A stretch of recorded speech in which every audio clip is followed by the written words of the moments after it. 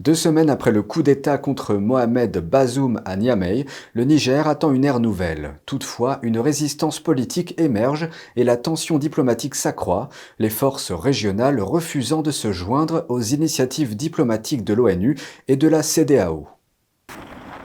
2 semaines après le renversement du président démocratiquement élu du Niger, Mohamed Bazoum, par sa garde présidentielle, les habitants de la capitale Niamey espèrent que leur nouveau chef militaire pourront inaugurer une ère de stabilité et d'abondance, contrairement au régime précédent.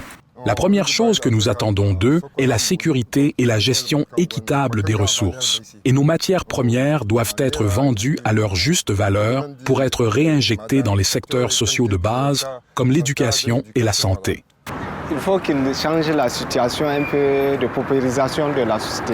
Parce que le régime qui est passé là, les Nigériens sont devenus très pauvres. Avant leur régime, le Niger était un peu plus riche. Et le Niger s'est tellement appauvri, il y a trop de pauvreté au Niger. Par ailleurs, l'échiquier politique nigérien s'anime et un premier signe de résistance interne au pouvoir de l'armée est apparu.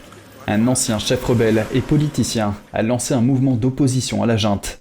Parallèlement, les efforts diplomatiques visant à renverser le coup d'État semblent dans l'impasse. Mardi, les putschistes nigériens ont refusé l'entrée aux émissaires africains et de l'ONU, résistant aux pressions pour négocier. Et alors que la junte ferme la porte à la diplomatie, le Mali et le Burkina voisin qui soutiennent le coup d'État armé appellent les Nations Unies à empêcher toute intervention militaire. Aujourd'hui se tient un sommet crucial, la CEDEAO réunissant les dirigeants de l'Afrique de l'Ouest autour d'un éventuel recours à la force. Le Niger retient son souffle, la stabilité de la région est en jeu.